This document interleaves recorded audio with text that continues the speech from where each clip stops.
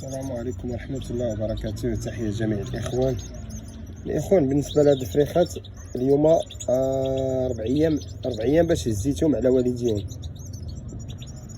4 أيام باش هزيتهم على والديهم. هاهما غادي. اللهم بارك، ما شاء الله، اللهم بارك. هذا كيطلع الحمد لله، اللهم بارك، ما شاء الله، الله يبارك. شوف هاك زين، شوف، اللهم بارك، اللهم بارك، ما شاء الله.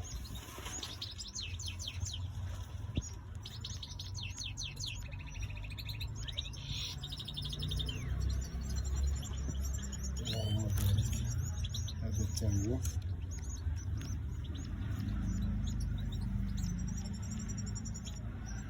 هذا هو، اللهم بارك، ما شاء الله.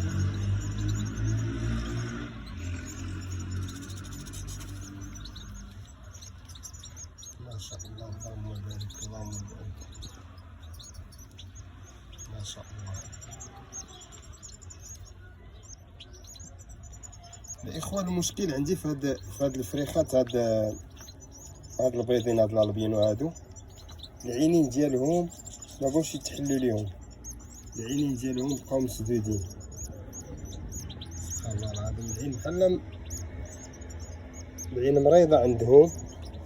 والمشكل بجوج. شو كي دايره العين؟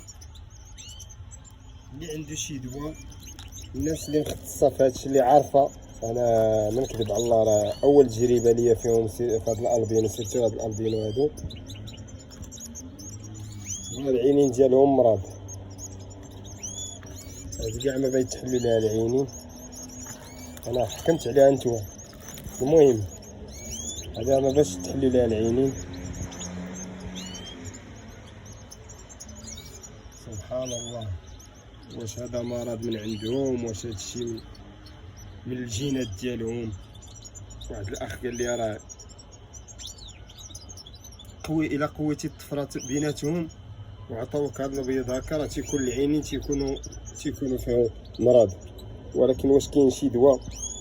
الا كاينه شي بوماده الاخوان اللي عنده تجربه يعطينا شي نصيحه، الله يرحم الوالدين.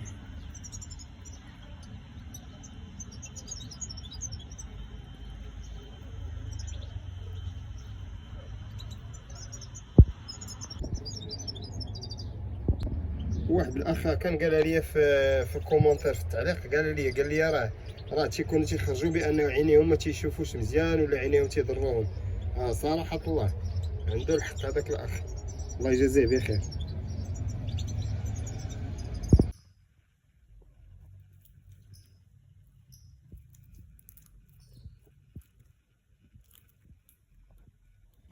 يا خويا، تنزل لهم واحد البوماده هادي. هاد البوماده هي اللي تنزل ليهم، ونتمنى من الله تكون النتيجه.